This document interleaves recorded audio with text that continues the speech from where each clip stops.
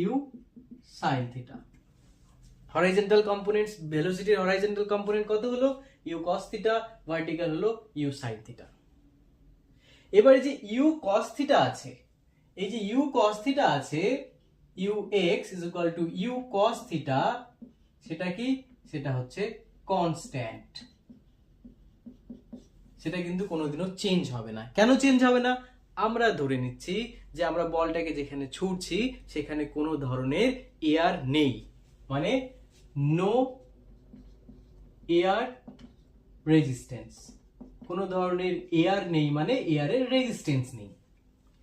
তার মানে এই যে ভেলোসিটিটা, সামনের দিকে যে ভেলোসিটিটা আছে, হরাইজন্টাল ডিরেকশনে যে ভেলোসিটিটা আছে, তাকে অপোজ করার মতো কোনো রকমের এজেন্ট নেই। তার মানে ইউ কস থিটা কে কেউ বাড়াতেও পারবে না, ইউ কস থিটাকে কেউ কমাতেও পারবে না। সেই জন্য ইউ কস থিটা কি? কনস্ট্যান্ট। আর যখন ছুটছি তখন ভার্টিক্যাল কম্পোনেন্ট কত? ভার্টিক্যাল কম্পোনেন্ট হচ্ছে ইউ সাইন থিটা। এবার বলবে স্যার ইউ সাইন থিটা কি কনস্ট্যান্ট? আমি বলবো না, ইউ সাইন থিটা কনস্ট্যান্ট না। কারণ ইউ সাইন থিটা হচ্ছে উপরের দিকে, নিচের দিকে কাজ করছে কি? Gravitational acceleration. তার মানে কি করবে? সেই গ্র্যাভিটেশনাল অ্যাক্সেলারেশন কন্টিনিউয়াসলি এই মোশনকে, আপওয়ার্ড মোশনকে অপোজ করবে। তাহলে ইউ সাইন থিটা কিন্তু কনস্ট্যান্ট নয়।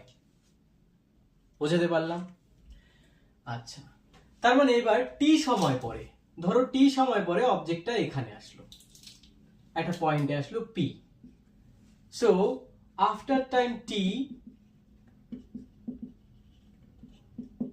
the projectile is at a point, কোন পয়েন্টে আছে? is at a point P।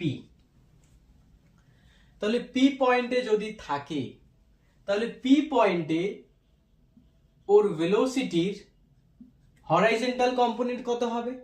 ভেলোসিটির horizontal component হবে যেটা আগে ছিল সেটাই, কারণ ভেলোসিটির হরাইজন্টাল কম্পোনেন্ট কি?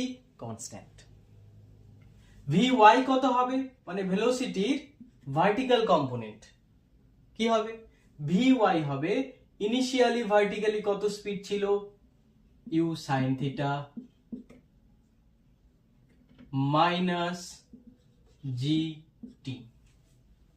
কি করছি আমরা? সিম্পলি ওয়ান ডাইমেনশনাল যে মোশন আছে তার ইকুয়েশন ইউজ করছি। উপরের দিকে যাচ্ছে, উপরের দিকে যাচ্ছে, ইনিশিয়াল স্পিড কত ছিল? U sine theta. টি সময় পরে স্পিড কত হবে? Vy is equal to u sine theta minus gt। যেহেতু এখানে মোশন কি হচ্ছে?